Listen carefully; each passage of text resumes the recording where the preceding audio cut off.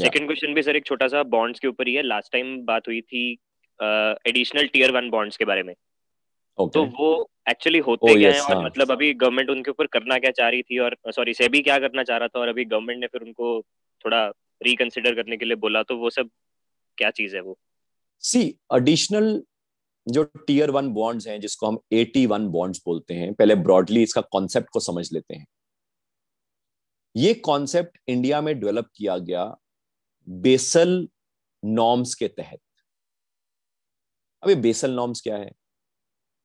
2008 में जब सब प्राइम का क्राइसिस आया ना, जो कि वर्ल्ड का one of the largest crisis माना गया, और जिसको हमने बाद में बोल भी दिया द ग्रेट फाइनेंशियल क्राइसिस।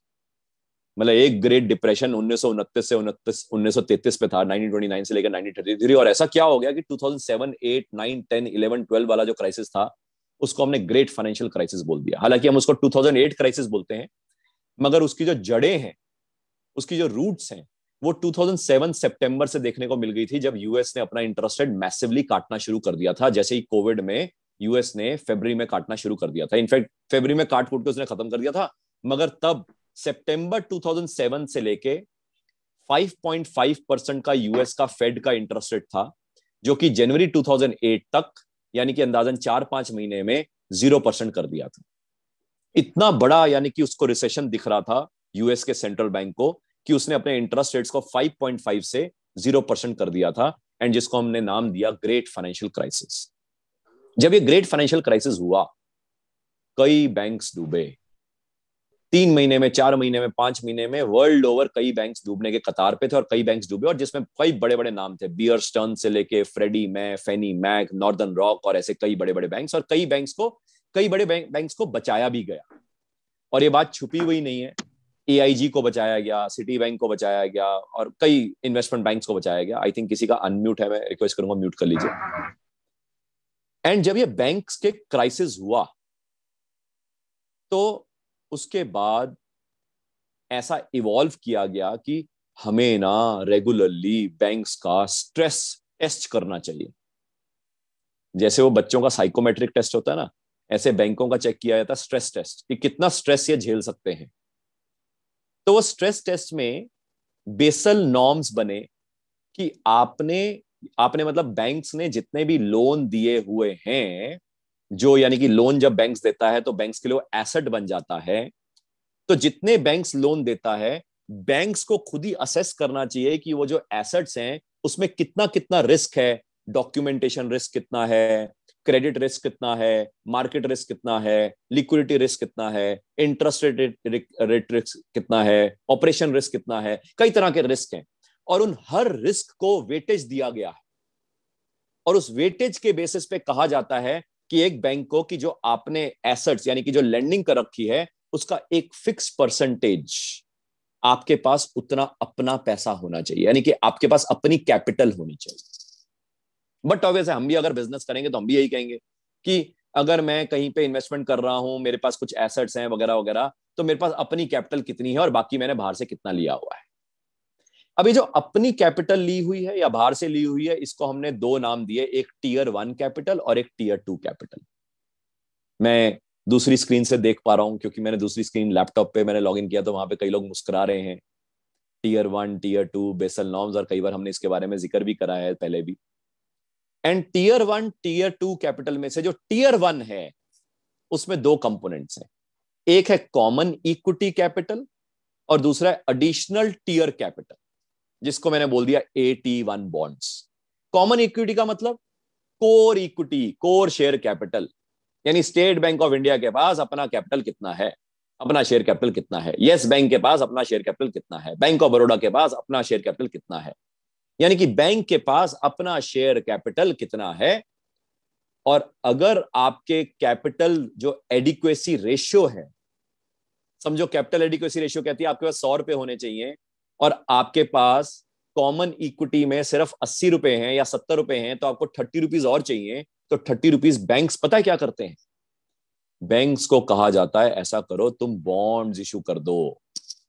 और वो जो बॉन्ड्स हैं, उनको नाम दे दिया गया additional tier capital bonds, additional tier 1 capital bonds, जो मर्जी कह लो, AT1 बॉन्ड्स। अब ये जो बॉन्ड्स है ना, ये असली में वो बॉन्ड नहीं है कि पैसा पक्का आएगा, और ये कैपिटल भी नहीं है कि पैसा पूरा डूब जाएगा। तो इनको कहा गया कि ये कैपिटल से बेटर हैं, यानी कि इक्विटी कैपिटल से बेटर हैं, मगर बॉन्ड से थोड़े हल्के हैं। सब ऑर्डिनेटेड डेट बोलते हैं, सब ऑर्डिनेटेड डेट। इसका मतलब ये, अगर पैसा नहीं आया तो नहीं आया, सिंपल है। बट ऑब्वियस थोड़ा सा रिस्क ज्यादा है, तो आपको थोड़ा रिटर्न ज्यादा मिल जाता है।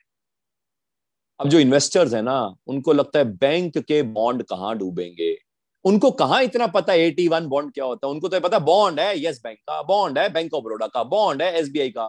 और हम में से कई लोग ऐसे होते हैं जो बॉन्ड्स बिकवाते हैं, क्लाइंटों को पकड़ाते हैं, सर नया बॉन्ड आया है मार्केट में, क्योंकि हमें अपना कमाना होता है। और हम में से कई, हम ना भी हो, कई म्यूचुअल फंड होते हैं, वो भी लगाते हैं, क्योंकि उनको भी अपना वो इन्वेस्टमेंट तो करनी होती है, तो वो भी अपना बॉन्ड्स में लगा देते हैं 81 बॉन्ड्स में। अब ये जो 81 बॉन्ड्स की कहानी जब लोगों को समझ कब आई, जब यस बैंक फियास्को हुआ, क्योंकि वहां पे कहा गया 81 bond holders, thank you very much, bye bye and sorry. तो बाद में समझ आया, अच्छा यानी कि बैंक के बॉन्ड्स भी डूब सकते हैं, पैसा नहीं मिलेगा। नहीं मिलेगा, नहीं मिला। रेदर कई लोग तो हैरान हो गए, जो शेयर होल्डर्स थे उनको तो फिर भी कुछ मिल रहा है, जो बॉन्ड होल्डर्स थे, 81 बॉन्ड होल्डर्स थे, उनको तो कुछ भी नहीं मिला।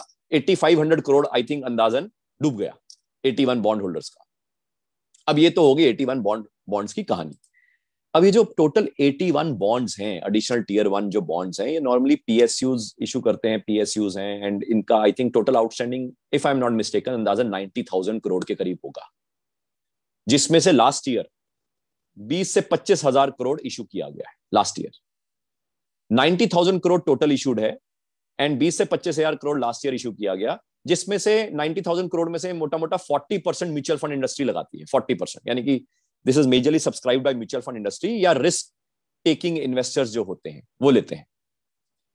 अभी जो 81 बॉन्ड्स है ना, ये बॉन्ड्स परपेचुअल बॉन्ड्स होते हैं। परपेचुअल मतलब एक बार इशू कर दिया भाई साहब, वापस नहीं लिया जाएगा, अनलेस एंड अनटिल जो इश्यूअर ऑफ द बॉन्ड है वो इन बॉन्ड्स को वापस बुलाना चाहे तो। यानी कि इन्वेस्टर कहे, हेलो सर मैंने आपका बॉन्ड लिया था, अब मैं देना चाहता हूं वापस। नहीं भाई तू कौन। इसको बोलते हैं परपेचुअल बॉन्ड्स।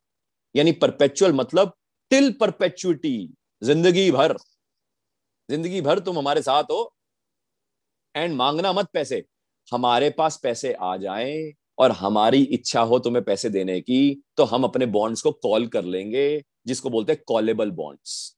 यानी कि मैं इनको ऐसा ही बोलता हूं, कॉलेबल परपेचुअल बॉन्ड्स। आप कहोगे परपेचुअल है तो कॉलेबल कैसे, बताया तो है। कॉल करने की ऑप्शन जो है, चॉइस जो है, वो किसके पास है, ईश्वर के पास। ईश्वर के पास पैसे होंगे, वो कहेगा चल पैसे आ गए हैं, इन शरीफ लोगों को ऐसा करते पैसे दे देते हैं, क्यों अपना इंटरेस्ट देते रहे इनको यार, क्यों 8% देते रहे, क्यों 9% देते रहे, अपने पास अब पैसे बथेरे हैं। किसी का मूड ऐसा बदल जाए तो वो कॉल कर सकता है बॉन्ड्स को, अदरवाइज ये परपेचुअल बॉन्ड्स। अब आती है कहानी कि सेबी ने ऐसा क्या कर दिया कि धमाका ही हो गया, और फाइनेंस मिनिस्टर ने फिर एकदम से उसको ठीक क्यों किया। अब कहानी ये है कि जो म्यूचुअल फंड्स है ना, ये 81 बॉन्ड्स में काफी पैसा लगाते हैं। मैंने बताया 40% of the 81 bonds is subscribed by the mutual fund industry. अब ये जो म्यूचुअल फंड इंडस्ट्री जो पैसा लगाती है, वो साथ में क्या करते हैं, वो अज्यूम करते हैं कि जो बॉन्ड की मेच्योरिटी है, वो उसकी कॉल करने की जो ऑप्शन की जो डिलीवरी डेट है ना, कॉलेबल बॉन्ड्स की जो डिलीवरी डेट है, जो डेट है इशूअर द्वारा जो इशूड डेट है, वो उसको, उस डेट को मेच्योरिटी डेट अज्यूम करते हैं, मानते हैं। यानी कि समझो 7-8 साल के बाद, 10 साल के बाद, 15 साल के बाद एक कॉलेबल ऑप्शन का दिया हुआ है, वो शेड्यूल होता है, शेड्यूल ऑफ द बॉन्ड में होता है, बॉन्ड इंडेंचर में लिखा होता है। एंड वहां पे ऐसा अज्यूम किया जाता है कि म्यूचुअल फंड अज्यूम करता है कि 10 साल के बाद ये बॉन्ड वापस बुला लेगा, तो हमारी maturity of the bond 81 bonds is 10 years. मगर सेबी ने कहा थोड़े ट्रांसपेरेंट बनो, ऐसा मत करो, और ऐसा करो कि तुम ये बॉन्ड्स को 100 ईयर्स का परपेचुअल बॉन्ड अज्यूम कर लो। कहा मैं 10 साल का बॉन्ड अज्यूम कर रहा हूं, मतलब यानी कि it is as good as कोई मेरे को कहे भाई सबसे सेफ शेयर कौन सा हिंदुस्तान में, मैं कहूंगा एचडीएफसी बैंक। कोई कहेगा 5 साल के लिए लगाएगा, मैं कहूंगा लगा लो कोई दिक्कत नहीं। कोई कहेगा 10 साल के लिए, हाँ लगा लो। कोई कहेगा जिंदगी भर के लिए लगाएगा, मैंने नहीं भाई, जिंदगी भर का भरोसा नहीं है मेरा एचडीएफसी बैंक में, कोई पता नहीं कि 50 साल के बाद क्या होएगा, 80 साल के बाद क्या होएगा, 100 ईयर्स के बाद क्या होएगा। तो सिमिलरली म्यूचुअल फंड ने अज्यूम कर रखा था कि ये जो 81 बॉन्ड्स हैं वो मेच्योरिटी डेट जो उनकी कॉलेबल डेट है तब तक हम होल्ड करेंगे, उसके हिसाब से वो बॉन्ड की वैल्यूएशन करके बैठे हुए थे। मगर सेबी आया और सेबी भाई साहब ने कहा अच्छे बच्चे की तरह तुम ऐसा करो, इस बॉन्ड को, क्योंकि ये तो परपेचुअल बॉन्ड है, इसको 100 ईयर्स का टाइम पीरियड मान लो। सेबी ने कहा सही, म्यूचुअल फंड डर गया। म्यूचुअल फंड ने 100 ईयर्स तक रखना पड़ेगा इसको, तो म्यूचुअल फंड ने एकदम से बेचना शुरू कर दिया। जब सारे म्यूचुअल फंड बेचना शुरू कर देंगे, या बेचे ना सही, आपकी बॉन्ड की जो ड्यूरेशन बढ़ गई, तो आपका जो बॉन्ड है उसका एकदम से यील्ड बढ़ने लग गया, बॉन्ड की वैल्यू टूटने लग गई। जैसे ही बॉन्ड की वैल्यू टूटने लग गई, इन्वेस्टर्स ने कहा, जिन्होंने बॉन्ड्स में पैसा लगाया हुआ था, कि भैया रिडेम्पशन करो, बाहर निकालो, और साथ में म्यूचुअल फंड भी बाहर निकाल रहा था। तो बहुत बड़ा क्योस हो सकता था। और फाइनेंस मिनिस्ट्री को लगा कि अभी तो हमने कई बैंकों के मर्जर, कंसोलिडेशन, प्राइवेटाइजेशन करना है, और ये बैंक्स के 81 बॉन्ड्स अगर सारे लोग ये बेचने लग गए तो खरीदेगा कौन? अभी वैसी कोविड का माहौल है, वैसी पैसे की कमी है। तो इसलिए गवर्नमेंट मिनिस्ट्री ने कहा सेबी को, रुक जा, इतनी जल्दी भी क्या है, थोड़े सालों के बाद सुधार लेंगे, ऐसा माहौल मत क्रिएट कर कि इतनी नेगेटिविटी में और नेगेटिविटी आ जाए। तो इसलिए ये जो क्योस था, जो लिक्विडिटी क्योस या बॉन्ड मार्केट का जो क्योस था, क्राइसिस था जो हो सकता था, उसको बचाया गया। आई होप 81 बॉन्ड्स क्या होते हैं और सेबी ने क्या करना चाहा और गवर्नमेंट मिनिस्ट्री क्यों नहीं करना चाहने देती, ये समझ आता होगा।